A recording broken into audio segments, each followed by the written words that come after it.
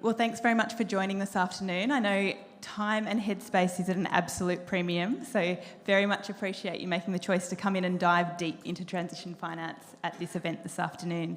Thanks very much to the Australian Government and DQ in particular for hosting this afternoon, and to all our speakers. We've got an impressive panellist of speakers from international governments as well as Australian financial institutions and global organisations, so very much looking forward to diving in. I'm sure all of you have heard a lot during the course of COP about the need for finance and investment to support the climate ambition that's needed. And that's really finance and investment across a range of different sectors.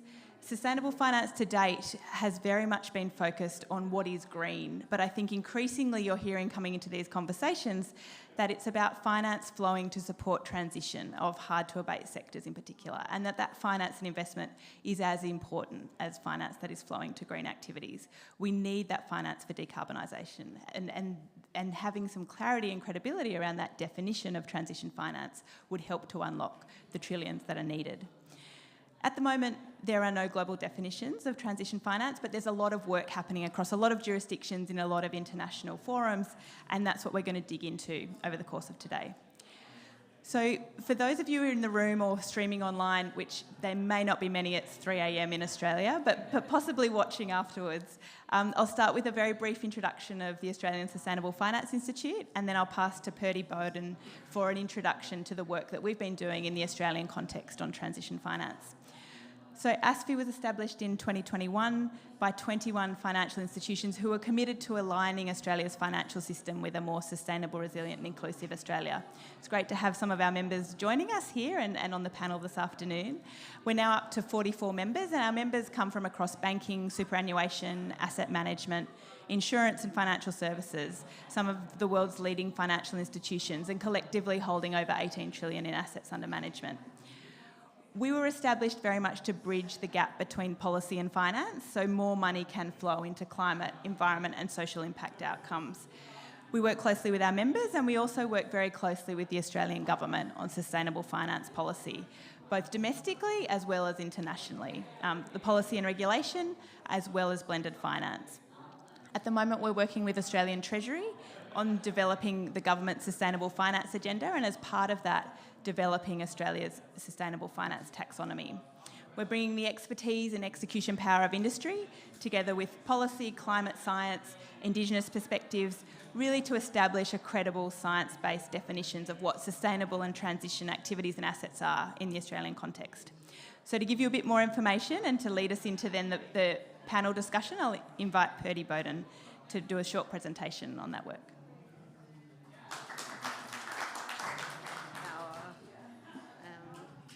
Thanks, Christy, and hi, everybody.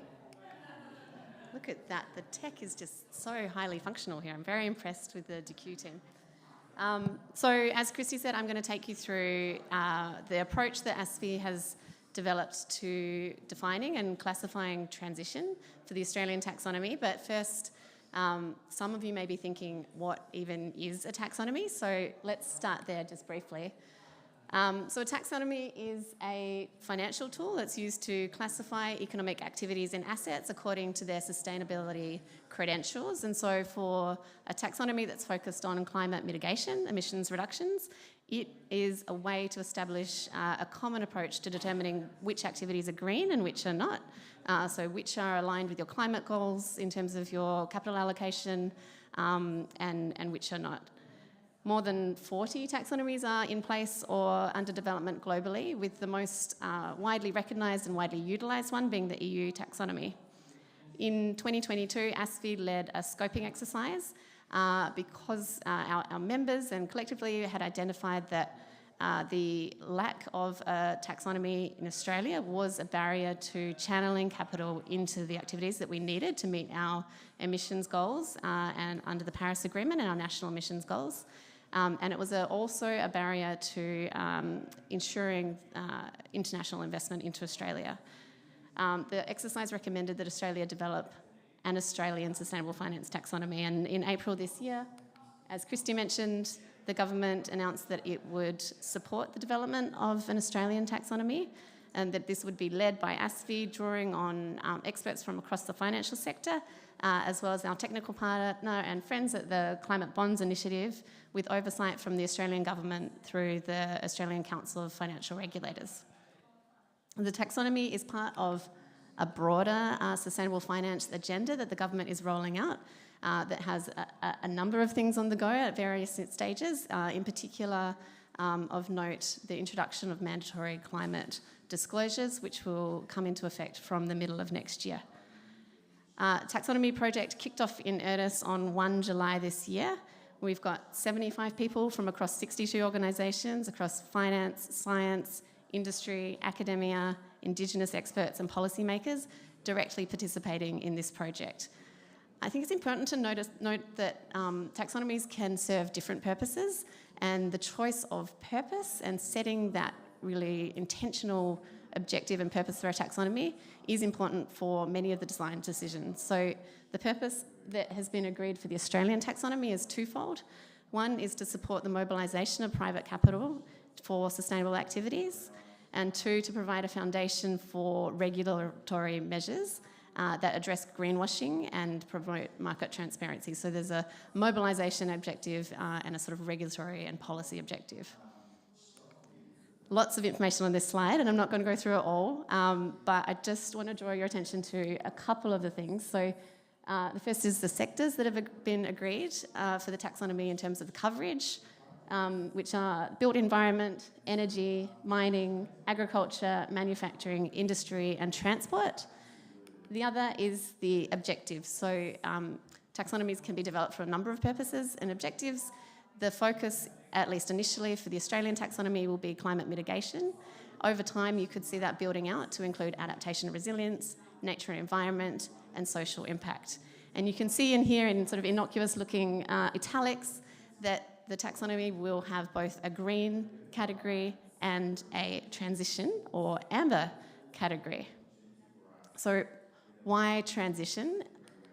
As Christy said in her intro, and as we all know, many of the activities that are crucial for the transition are currently high emitting. And you can think of your classic hard to abate sectors in this category: steel production, cement, agriculture, etc.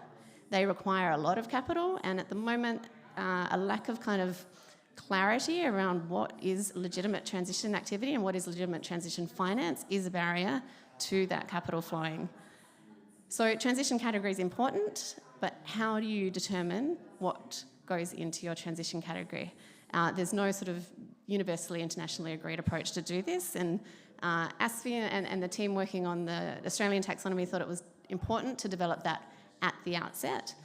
And last week at the Treasurers Investor Roundtable in Canberra, ASFI released a paper that outlined the methodology that will be applied for determining and defining what is green and what is transition in the Australian taxonomy.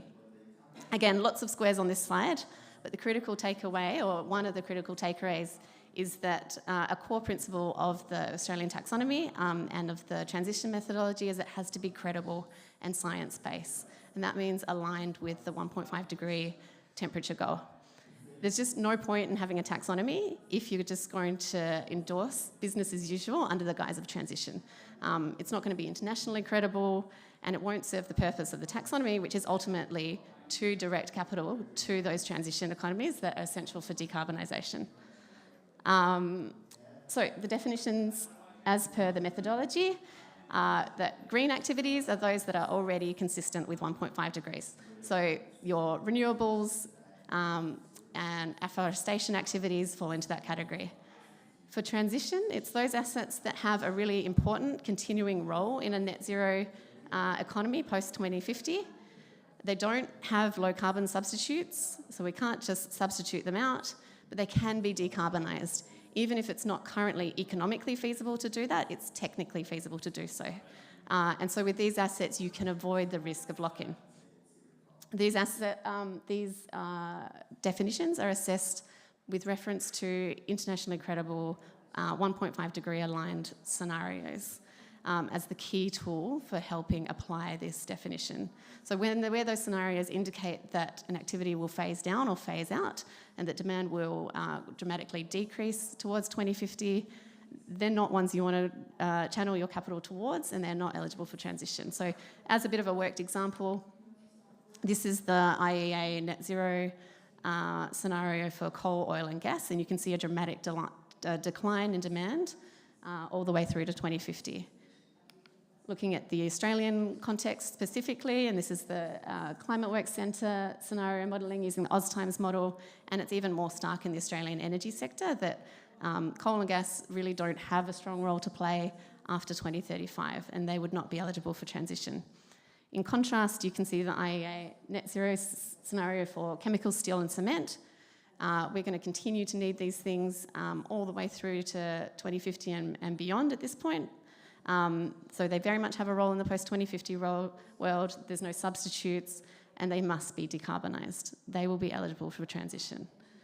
So we've defined here through this methodology what green is and what transition is, but it doesn't end there, and the next step is really to get into the guts of the taxonomy, which is to set specific performance criteria for each of those transition activities. And this gets to a really important part of an important principle of transition, is that it's transition. It doesn't last forever. It's there for a defined time. So taking the example of a steel plant, what could be labelled transition now because it's a steel plant that has adopted all of the energy efficiency opportunities available to it. It's best in class at the moment. That could be eligible and able to be defined as transition. But that same steel plant in 10 years' time is unlikely to be able to qualify for transition. At that point, you're looking at actually refitting the entire plant with zero carbon technology, and your assessment of what is best in class changes as you go down the pathway towards 2050 and towards a net zero world. So transition's not forever, and the criteria will ratchet down along a 1.5 degree pathway. And in effect, over time, all of your transition activities are becoming green activities. The other temporal element to the taxonomy is that it's not a set and forget document, and the Australian government has indicated that after the development phase, it will look to adopt responsibility for it and house the taxonomy in an institutional structure that will allow it to be updated periodically over time to reflect changes in technological innovation, in science and economics, etc. So the next steps for ASFI and the technology and the taxonomy project is to continue to develop and build out the criteria for the first 3 priority sectors. That will be published in Q2 of 2024, and there'll be extensive public consultation on that. And if you want to know more about that, then you can head to our website. We've got information on governance, on the consultation program. The methodology paper is up there, and you can watch a 1-hour version of what I've just told you today in much more detail by my colleague Nicole. So I'll hand back to Christy. Thanks, Purdy. And yes, you should all feel very privileged to get the 10-minute version, but the 1-hour version is available at the website.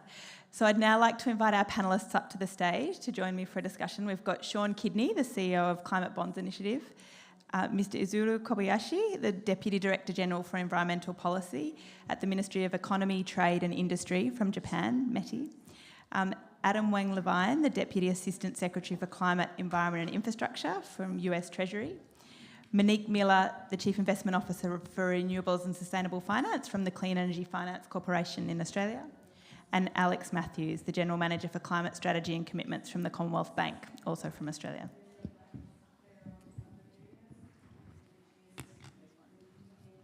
Thanks, Sean. So we might have to just pass the microphones around. You're up first, Sean. So grab one from someone else. Made me nervous now.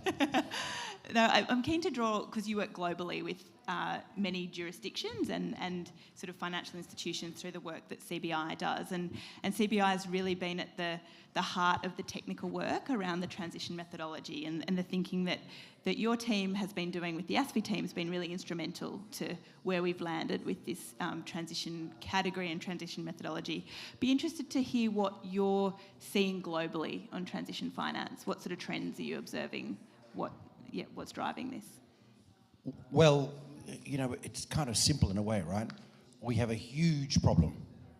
We know we've got to invest about $150 trillion between now and 2050 globally to transition the world economy to become low carbon, like fast, with 2030 being the primary date, and then to make it resilient, because we have a problem because climate change is happening. We're going to overshoot 1.5 in 2027, according to the World Meteorological Organization. So we've got to start thinking about heat, floods, water scarcity, and let alone all the social and economic consequences of these impacts. The difficulty is we're not clear what to do in many areas. So yeah, solar, yeah, that makes sense, doesn't it? Renewable, rail. I can remember a conversation 12 years ago for one of the world's largest investors saying, but rail's dirty, isn't it? We've sorted that out now. People understand that rail is part of the solution.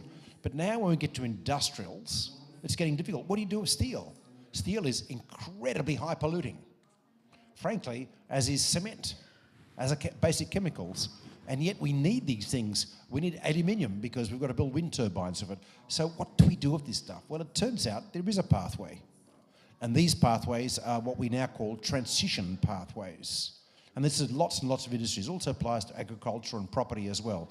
We need to change the economy. We're not going to be able to change it overnight, as much as I would love to be honest, as much as our scientists tell us we should. So we're going to have to find a way to change as quickly as possible and invest. So in many areas, this idea of how we transition the economy, hard to abate sectors, has taken root. Japan is really leading the way at the moment with their green transformation program. We'll hear about that from my colleague next to me in a minute. In Asia especially, where there's been this sort of sense that the West is telling us to be green, what do we do? There's this now sense, oh, well, we're transitioning economies. There's a bit of legitimacy to climate policy that comes with that. So there are other reasons for it. But we would say that if you're looking at climate, there's a bunch of, let's call it flavors of gelato here. There's green, we know that, that's pretty clear, it qualifies today. There is resilience, stuff you do to prepare your economy, as long as you're not inadvertently doing harm to mitigation while you're at it. There is transition, investments which will involve high carbon to low carbon, and there'll be a few other flavours like blue. You've seen Indonesia issue a blue bond, for example, and there's a few. They're all part of addressing climate. And I've been at a lot of events about nature this week, and nature bonds will be part of this mix as well. And that's where the story of transition comes from. In Europe, we haven't seen any transition bonds in the last few years because when they came out, they were for gas. That got shot down very quickly because our IPCC scientists are telling us all, and the International Energy Agency tells us there can be no new gas under our climate change models. And that led to a bit of a worry on the part of investors. But the idea of transition has now become mainstream because European regulators and UK regulators and a few other countries like Philippines and Japan are now requiring corporates to do transition plans in line with national targets. And that is an incredible movement globally. You're going to see a situation where pretty well every single listed corporate in the world is required by either government or their major shareholders to do transition plans. My only worry now is the speed. You know, it's clear that the future has been decided. I don't get a large investor in the world that doesn't think that. It will be green. It is now a question of speed. And the speed is everything. If you know the science, the next 6 years are what count, not the next 16 years. So we need a transition plan done in the next 2 years, and we need guidance to what involves a serious transition plan. And that's what your taxonomy work is going to do, right? Absolutely. Thanks, Sean. That's great to get that global perspective. Transition is happening. It will be required, either regulated or by sort of investors. I'm keen to go to Japan, and Izuru-san, similar to Australia, Japan has a transition challenge across the economy, in the energy sector in particular. And as Sean alluded to, the Japanese government has recently announced the GX, the Green Transformation Bond program that you're planning to issue early next year. Would be keen to hear a bit more about that and how you're defining transition activities within that bond program. Well, thank you very much for the question. And first, I'm not really quite sure if Japan and Australia are similar, because we have been very much jealous about the situation in Australia. You have the natural gas production, you have the huge potential for the renewables. We'll work on that one. Well, at least compared to Japan, we have the very small land size with lots of mountains, and if we go for the offshore wind, actually seabed is quite deep because the mountains don't stop at the seashore. It goes down to the seabed. So we cannot really... Sorry, can I just quickly say something? There are arguments we have to have about boundaries, and this is part of it, but their plan is 90% unbelievably good. I just want to say that. Yeah. Well, thank you very much. This is just the starting point. So it's actually very, very challenging for Japan to go for the carbon neutrality, and we are determined to do so. And we actually calculated the amount of money which would be needed for us to kickstart, not just a kickstart, the green transformation. We call it green transformation, essentially transforming Japanese society and economy from the fossil fuel-based economy and society to clean energy-based economies and society. And basically, we estimated that about 1 trillion yen, $1 trillion over the next 10 years will be needed just to kickstart. It's very difficult for the private sector alone to cover this investment. So the government decided to issue the government bond totaling $150 billion over 10 years and develop the government support program to support the investment plans of the corporations. And how we define the transition, that's a very important question. And what we found is that it's very difficult to find the one-size-fits-all type strategy. Because as I explained, the situation of Japan and the situation of Australia are somehow different. And that's the same case, the situation of Toyota and the situation of the Japan Steel and the situation of the SoftBank. They are totally different. And they have to have their own transition policy. So actually, they need to come up their own scenarios, which is plausible, and which they have to prove that they are actually credible. And to create such scenarios, actually, the Japanese government is trying to help them to develop such scenarios or strategies by providing the governmental strategy and working with the industrial association or banks and also the academia to come up with the roadmaps of the respective sectors. We have 11 sectors roadmap, which is basically covering the 80% of the Japanese emissions. And what we are trying to do is to request individual companies to provide the plausible scenario based on which they will transform their operations. And if we believe that is the plausible plan, we provide support. And perhaps the financial industries will provide the funding. And so far, we have already found that about 1 trillion yen, which is 700 billion which is about 700 billion US dollars. Sorry. Sometimes it's difficult for me to 70 billion US dollars transition funding was provided from the Japanese financial institutions to the Japanese companies based on such approach. So what I think is that first, it's very important for us to avoid the greenwashing, which is the first thing that we need to consider. But at the same time, we don't want to be so cautious, too much cautious, and we really need to think what we can do in the future by providing support to the companies based on their own transition strategy. That's how we approach this issue. Great, thank you. I'll stick with sort of a government perspective and come to you, Adam, from US Treasury. In September, US Treasury released the principles. They're voluntary principles for net zero financing and investment, and very much to promote consistency and credibility in the way US financial institutions are approaching their net zero commitments and going about implementing those. one of the principles in there, Principle 2, covers transition finance and making distinction between different types of transition finance and interim and in-state targets. It's got a range of sort of details in those principles. And you've also pulled out managed phase-out as part of those principles as well, which is aligned with sort of international guidance from GFANZ and others. I'd be keen to hear from your perspective, why is this guidance important from a US government perspective, and what else is you're also doing? What else is also important? Thank you. Thank you as well to the Australia Pavilion for hosting us today.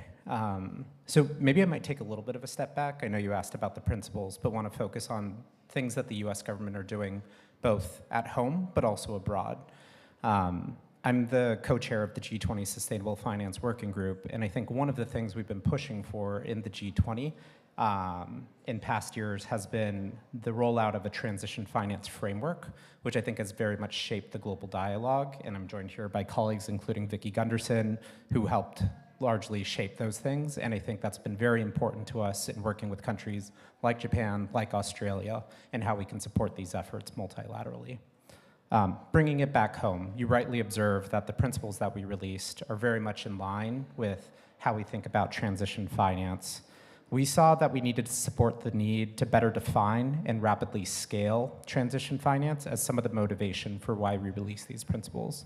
We do see these principles as voluntary, just to be clear, but we highlighted the importance of this financing going towards climate solutions and zero or near zero technologies, companies that are already aligned with 1.5 degrees, or activities that are aligned with that activity, as well as managed phase out, as you rightfully mentioned, of high-emitting industries.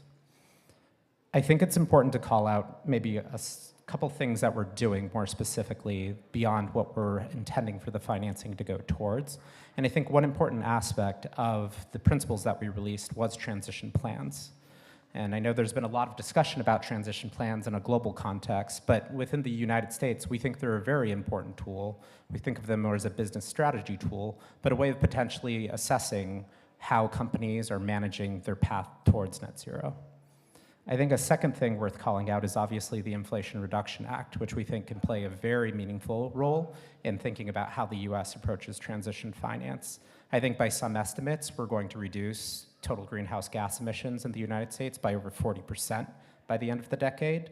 And I think we've also thought about the global implications of the IRA in terms of helping other global partners navigate this transition. But we can speak more to that later. Fantastic, thank you.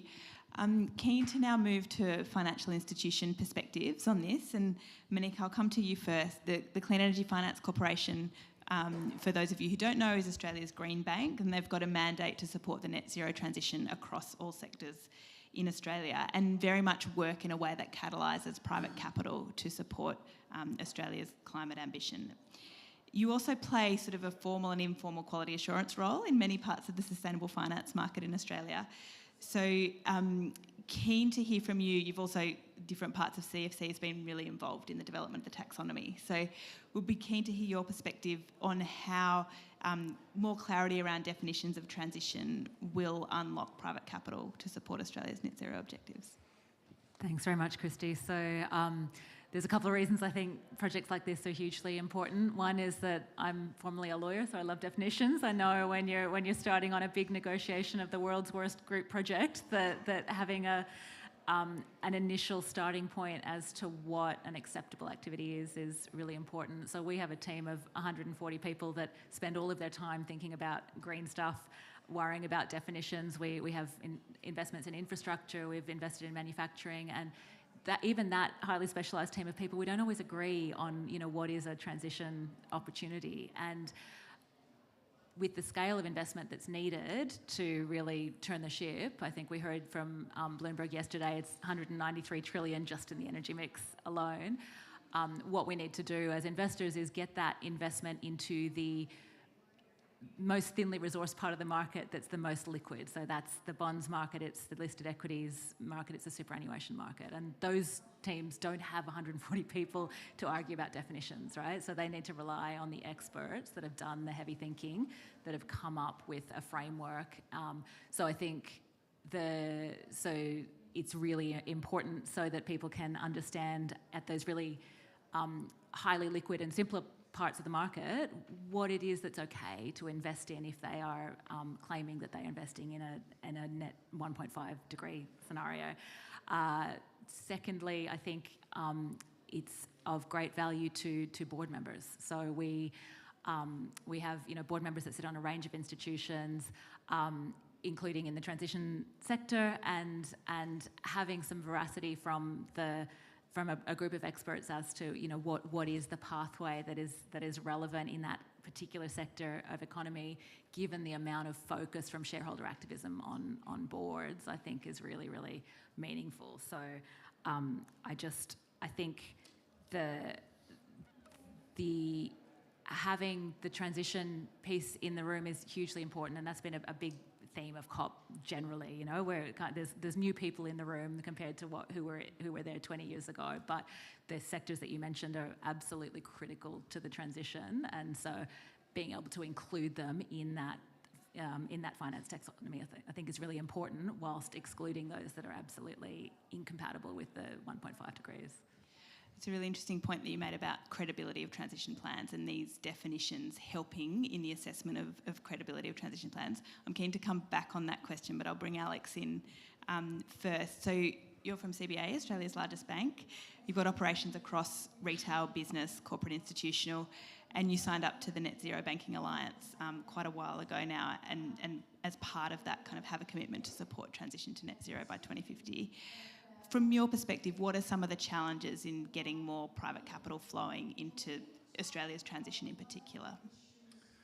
Well, I think there are three, and I'll talk to them in just a minute, but to back up and picking up on what you said, Christy, the Commonwealth Bank committed to supporting Australia's transition to net zero emissions, and we think that brings, as has been clear in this panel already, opportunities and challenges. And that these sorts of frameworks are a critical part of both capturing those opportunities and addressing the challenges. In the way that we're trying to support the transition to net zero, a couple of things sort of stand out. One is around new products and services that can help channel capital to the transition, help customers transition. And second is around commitments and targets that help us to lend to support the transition, to channel our own capital. An example of that is we've got a $70 billion sustainability funding target for 2030, and shared earlier this year that we're up to $45 billion of funding towards that target. So products and services in these frameworks are really important elements for how we're trying to support the transition. And when it comes to transition finance in the context of some of the challenges that Australia faces with a very emissions-intensive economy, those products and services and frameworks are going to come right back in, because there's tons of capital that's ready to be deployed to support Australia's transition. As Monique mentioned, it's sort of every conversation around finance at COP, this topic of transition finance comes up because financial institutions are standing ready to deploy it. In the green space, the frameworks are already well established, and in fact, some of the work that Sean's institution has done has really led the way there in terms of establishing what sort of constitutes green. The frameworks are well established and capital's flowing quite effectively, but they're not established in the transition finance space, as you mentioned, Christy. And so fixing that gap, plugging that gap is the critical challenge to overcome, and there are three particular things to do. So the first is around the taxonomy itself, and I would just reinforce the messages that we've heard from the panel already around that taxonomy. It needs to be interoperable, it needs to be credible, so that it can facilitate, in particular, the flow of capital from outside of Australia into Australia, and so that financial institutions like the Commonwealth Bank can feel confident communicating to our stakeholders about the progress they're making and where we're trying to channel that capital. So really, really critical piece. The second actually picks up on what you were just talking about, transition plans. So further guidance, further standards around what constitutes a credible transition plan. That's going to enable further confidence in channeling capital to emissions-intensive parts of the economy that need to transition. And fortunately, there's a lot of really important work underway in that space as well. And then the third piece is around innovation in financial products and services. So we've already seen this with green bonds, green loans, and on the sustainability linked side as well, the advent of credible transition finance products and labels, again a space that the climate bonds initiatives played in very effectively, is going to be the critical third piece, because once we have the taxonomy as to what sort of activities are eligible, the guidance around transition plans that builds confidence in individual companies' pathways, and the financial products that can leverage those frameworks, will be really well positioned to start, really unlocking the flow of capital that's ready to go towards accelerating the transition in those sectors. That was an excellent kind of picture of all of the bits of the architecture that needs to be in place, and a good segue. I think it's come up from a number of speakers, the idea of credible transition plans, and you mentioned sort of global frameworks like the TPT in the UK. The Australian government is thinking about the type of guidance needed in the Australian context for credibility of transition plans. I'm keen to pass to you, Adam, and any other speakers that are kind of keen to weigh on in this question, but what is credibility in terms of a transition plan, and what are governments and others, what needs to happen to get more of this capital flowing with the sort of underpinning of credible transition plan?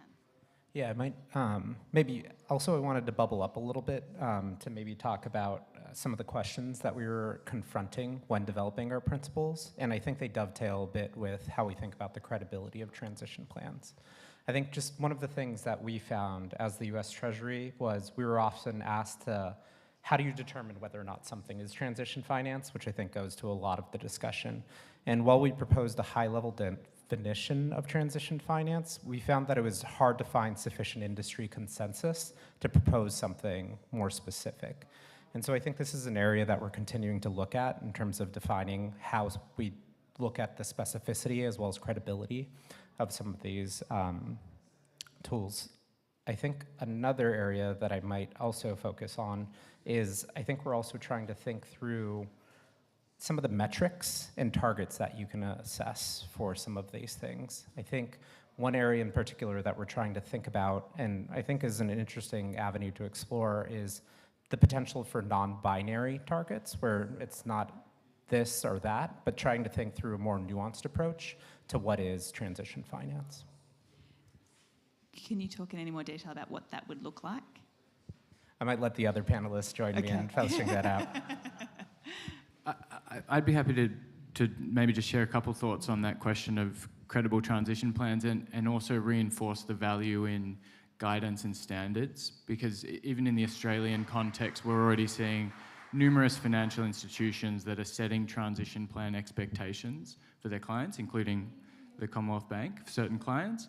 And absent clear guidance and standards, there's the risk of multiple sets of expectations that aren't necessarily consistent. The comment I'd make there is it's critical to think sort of comprehensively around transition plans. Yes, targets and metrics are critical, but so is governance, CapEx, the actions and strategies that will underpin the plans itself, along with other broader factors like the just transition, thinking about some of the other elements of the impacts of the transition. So I think important to think comprehensively about those plans, and real value in standardization and guidance.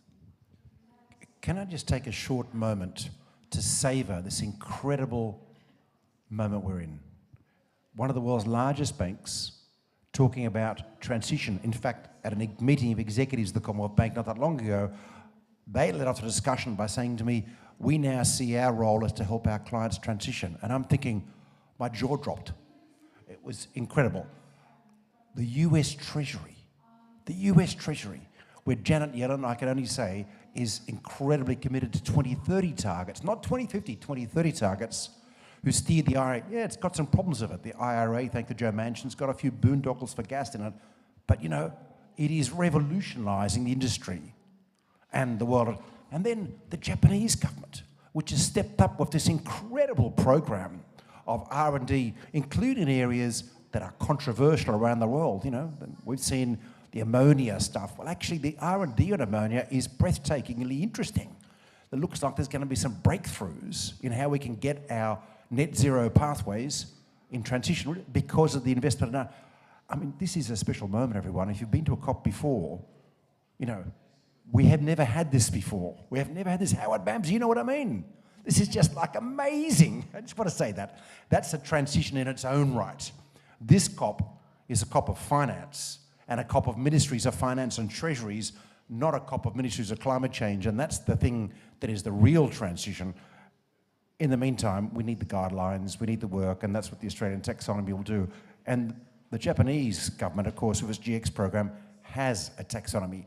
I realise that the Japanese regulator, my friend Satoshi Ikeda, hates the word taxonomy, but actually METI, the institution, the ministry that's steered the growth of Japan during the 1960s, that really led to Japanese industrial transformation, has delivered one already. So this is a global good, everyone. Just savour this moment. Izuru-san, is there anything you'd like to add on sort of the credibility of transition plans or how that tool fits in? Well, thank you. Actually, we issued this 20 trillion or 150 billion US dollars government bond as the transition bond because we wanted to test it. And it's perfectly in line with the ICMA principle. And also, we received the second-party opinion, one from the Japanese institution, and another one is from the Norwegian institution. And both of them basically approved that our transition strategy is in line with the Paris Agreement goal, which is the carbon neutrality by 2050. And we are going to utilize this money for the various items. But R&D is one of the very important items that we want to work on. You mentioned about the hard-to-abate sector. And it's very, very difficult for the private sector alone to come up with the relevant solution for this tough work and tough sector. So the government is trying to address this. And hopefully we can create some progress. And with regard to ammonia, actually many people misunderstand why we are doing ammonia. For us, hydrogen is very, very important. But we need to obtain hydrogen at a reasonable cost. Otherwise, it's going to be very problematic, and we cannot use the hydrogen. So we decided to test the establishment of the supply chain at a sizable scale. So it's somehow like live option. So hopefully we can find some clues to really reduce the price of ammonia or hydrogen so that we can obtain the reasonably priced hydrogen or ammonia, which can actually provide the very important energy based on which Japanese industries are able to decarbonize themselves. And finally, we calculated that we will need the $1 trillion US dollars over the next 10 years.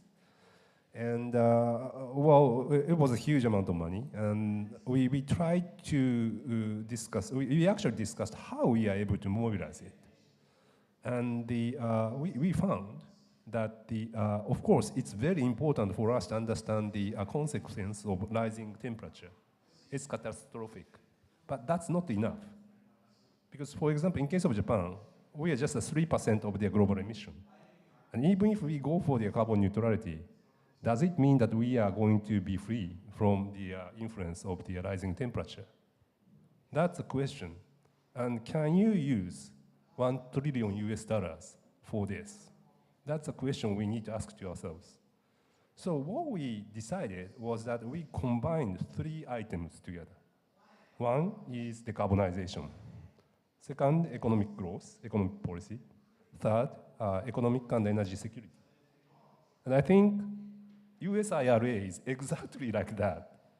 So actually, in some sense, we are now catching up the global trend. But what we are trying to do is to combine these 3. It's very challenging, and try to mobilize the huge amount of money. And that's actually the heart of transition finance. You can't just go for decarbonization without, without thinking about the cost associated with it. We need to think about the business. At the same time, we need to go for the decarbonization. And it's important for us to come up with this plausible scenario. It's very important for us to support the private sectors and also the our government sectors, especially the developing countries, to come up these strategies. It's a really interesting point, and that theme of, I guess, public-private collaboration has come through in both kind of what the US has done through the IRA, what you've talked about, Isuru-san, and has come up, I'm sure anyone who's been in any of the finance discussions over the course of COP, this idea of blended finance and public-private collaboration is really important. CFC, this is kind of at your core mandate, Monique, the idea of public finance de-risking or mobilising private capital. Be keen to just hear, in relation to transition in particular, how you're thinking about, is it different from investing in renewable energy or clean energy, for example? Are there different approaches, structures, forms of partnership? Would just be good to hear reflections on that. Yeah, absolutely. So renewable energy seems really simple compared to what some of our other clients are going through. And what I guess part of the story that's interesting to tell with that public-private partnership is that we have invested in a large number of infrastructure funds and property funds, and what we've found over our journey is that initially there's our job is to push them a little bit further than they would have gone previously within the realms of what's economically feasible, as we were hearing before. But what we find is the first time that happens, it's painful for the teams involved. We all get to a certain standard, but then the leverage that rolls across the economy. So then they realise it can be done. Then for funds that we haven't funded, they then roll out those same standards through other funds. So I think the concept of re-benchmarking, which you've mentioned before, is really important. So the deals that we have done, that we did 10 years ago in the property sector, in the infrastructure, would not be sufficiently rigorous enough today. And so I think but conversely, there has been technologies developed during that same 10 years that make transition possible in sectors that didn't seem possible before, particularly the energy sector with minimal cost. So I see, I guess, the role of public funds is not only drawing as much private capital in alongside us, but playing a little bit of that leadership role to do the heavy lifting and the nuanced negotiations around what is or isn't possible for a certain sector, potentially subsidising the early movers in that sector to provide a carrot to do it, and then share the learnings more widely with industry and continue to push the envelope on that learning journey. Fantastic, thank you. Keen to now, there is time for audience questions if anyone is game or keen to ask a question. We'll see if we can get a microphone and ask a question.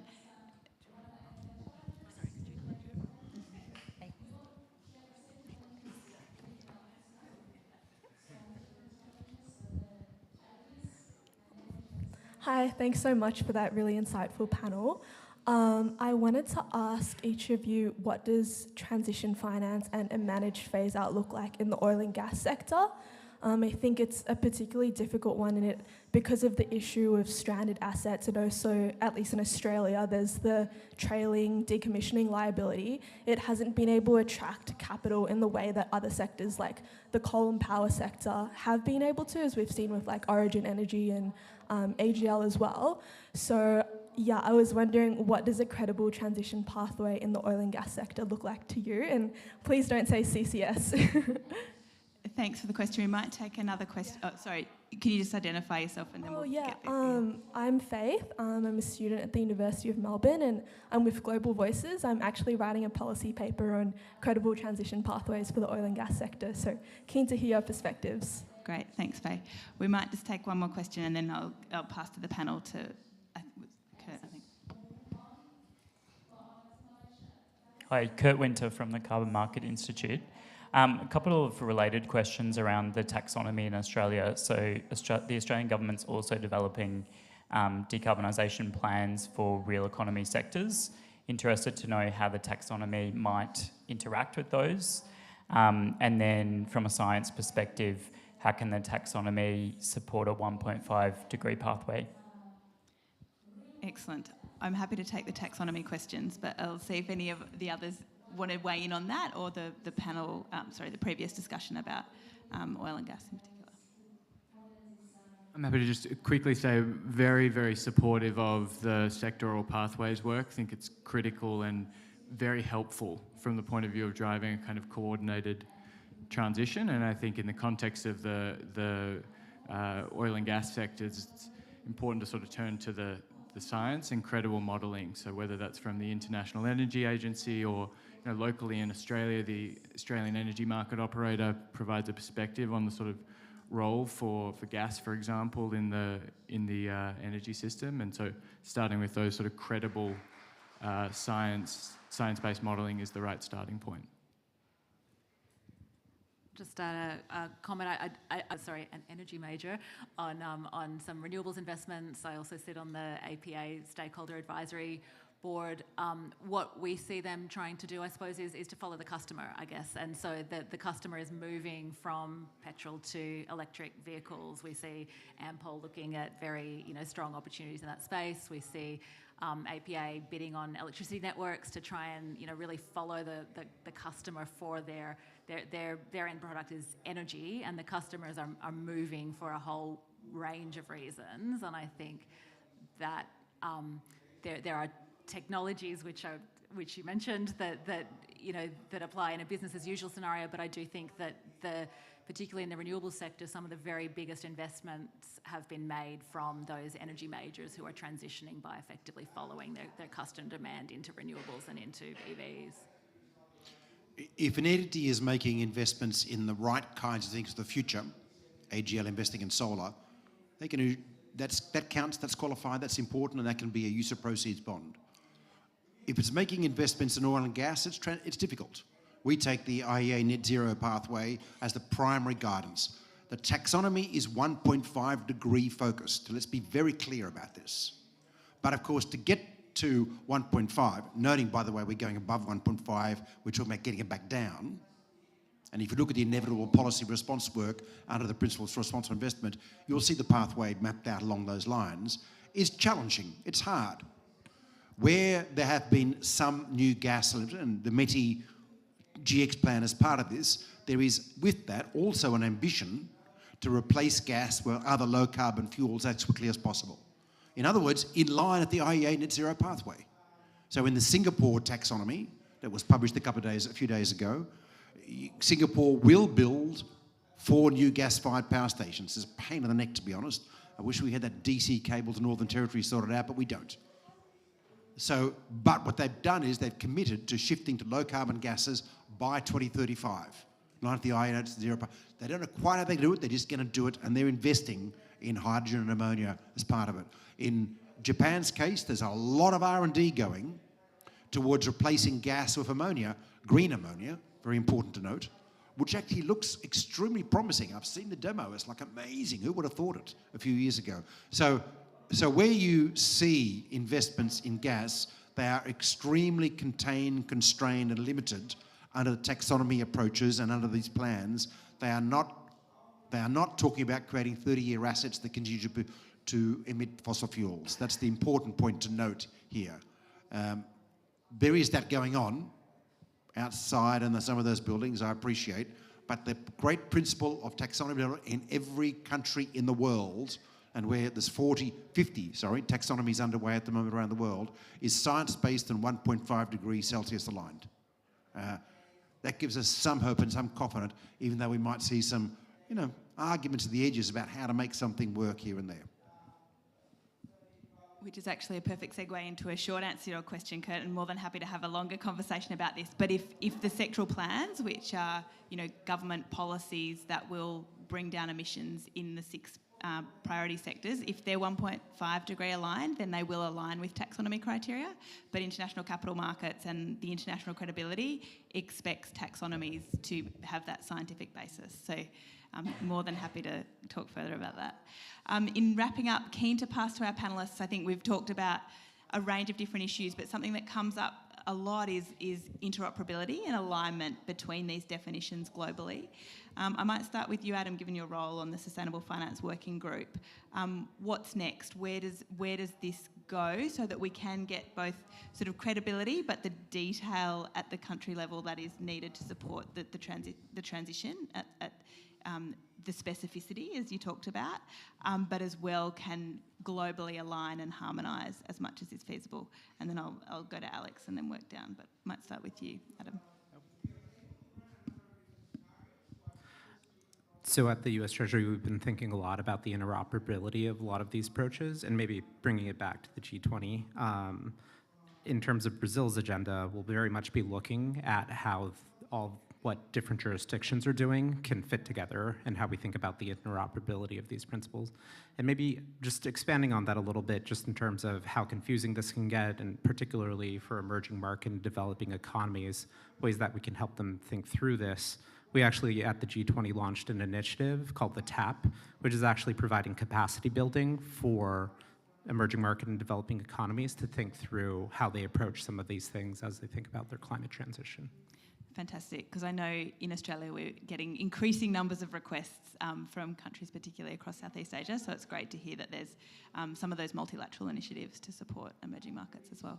Alex, I might go to you. What needs to happen next to progress this conversation and get more finance ultimately? Well, I'd just come back to that point that interoperability is critical for enabling international capital to flow into Australia, which is in turn critical for supporting Australia's transition, because we know it's going to take a whole lot of capital. I think where to from here, absent the sort of direct harmonisation we've seen from a disclosures perspective through the ISSB, it's probably actually a function of getting on with it at the national level, but doing the work that Christy, you and your team are doing to stay very close to the international developments so that what's being developed in Australia is fit for purpose from an interoperability perspective with what's already in place in Europe and emerging in other economies as well. So I think it's sort of an over to you situation to do that, because I do think that interoperability bit is absolutely critical. Couldn't agree, and always love to take homework publicly. So, Monique, what about you? Oh, look, I think that was a great answer. I don't have anything to add on top of that. Okay, fantastic. I might come to you, Izuru-san, and then Sean, you can have the last word. Well, thank you. Actually, Japanese government is going to issue the first batch of the government bond next February. So hopefully we can see a lot of international buyers of our new transition bonds. And the harmonization is quite important, but if possible, as I actually commented, it's not so easy for us to really harmonize the standard.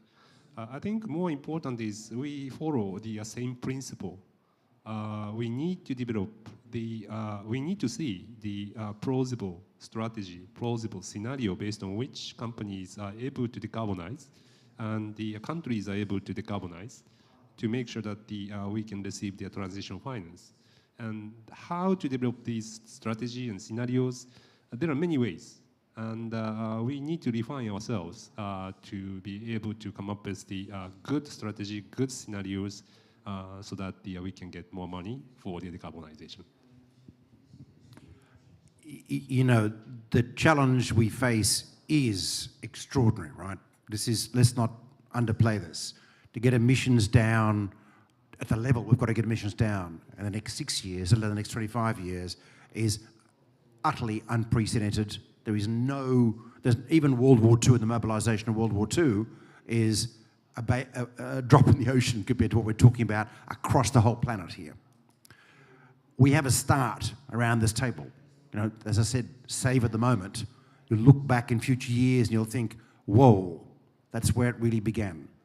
You can say that, think about this particular COP. The capital involved is, of course, vast, but we do have the capital. It's around. We have more than enough capital on this planet to do everything we need to do, because we've been very good at creating saving pools in the past. But we do need now, apart from structures, we need guidance to make it clear that we're doing the right thing, And this is what the taxonomy is. It's simply a shopping list for the future. That's all it is, a shopping list for the future. Of course, it's complicated to create a shopping list, as any chef will tell you. But this is the idea. And then we need the support. This doesn't happen without the sort of support we're seeing in Japan and the US. It's just academic. But we now have the support coming to market. The more we marry those two things, guidance and support, and a close working relationship between capital, government and corporations, which the Australian Sustainable Finance Initiative exemplifies, brings it all together, we have a chance. I'm going to say that this project, which is just based on a cute little idea called a taxonomy, a shopping list for the future, has the seeds of extraordinary amount of hope for us for the future. This is exactly the kind of collaboration that will take us forward. We're seeing it in Japan right now, lively. So, just think, shopping list for the future, we're going to be cooking in the next few years, and we can do this, we can make this change because of what's happened, what we're hearing today. Great note to finish on. Please join me in thanking the incredible panellists for diving deep into transition finance today.